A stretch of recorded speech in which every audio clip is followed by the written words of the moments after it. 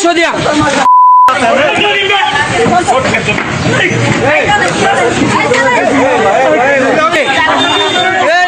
কিশোরগঞ্জের ভৈরবে 16 বছর বয়সী এক মাদ্রাসা ছাত্রী ও তার বাবাকে অপহরণের চেষ্টার অভিযোগে 2 ব্যক্তিকে আটক করেছে পুলিশ। শনিবার সকাল 9টার দিকে শহরের কমলপুর নিউটাউন এলাকায় স্থানীয় জনতা অভিযুক্তদের আটক করে ভৈরব থানা পুলিশের হাতে সোপর্দ করে। আমাদের ঘটনা হয়েছে ওদের কথা শুনে আমরা নিচে নামতে পরে জসিম আর শরীফা মিলে আমার আব্বুরে ধরছে, পরে ওদের কথা শুনে উনি এসে মারছে।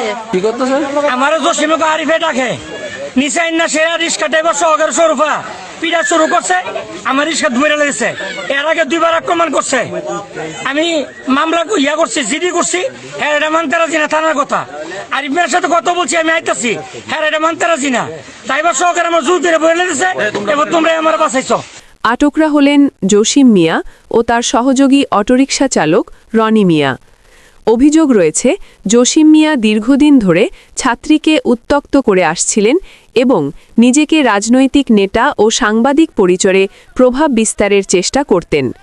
ঘটনার দিন সকালে ছাত্রীকে জোরপূর্বক অটোরিকশায় তুলে নেওয়ার চেষ্টা করলে তার চিৎকারে স্থানীয়রা এগিয়ে এসে তাকে উদ্ধার করে।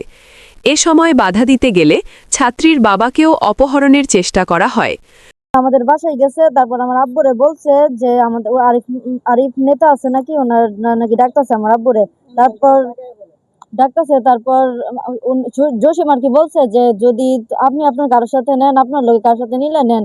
পরে আমি তো আমার আব্বুর সাথে নামছি, তারপর ওরা টাইম না আমার আব্বুরে রিক্সায় উঠাইতে যাইছে। পরে ওই মহিলা শরীফা কি করছে, আমার বলতেছে যে তোর আব্বু টাকা পাবো তুই জানোস না। তারপর উনি আমার একটা মোবাইল ভাঙিয়ে ফেলছে। ভুক্তভোগী পরিবারের অভিযোগ, পূর্বে সাংবাদিক পরিচয়ে 2 লাখ টাকা চাঁদা দাবি করেছিলেন অভিযুক্ত জসিম মিয়া।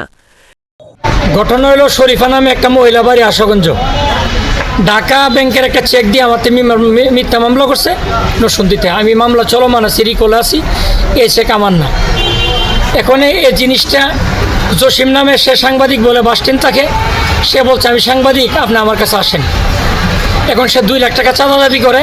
টাকা না দেওয়ার কারণে 2 দিন পর আমাকে উত্তপ্ত করে। ওই দিন আসতেছি ভৈরব থানাতে, আসার পরে তোরা থানা যাও, মধ্যে মারামারি শুরু করছে। ভৈরব থানার ভারপ্রাপ্ত কর্মকর্তা ওসি জানান,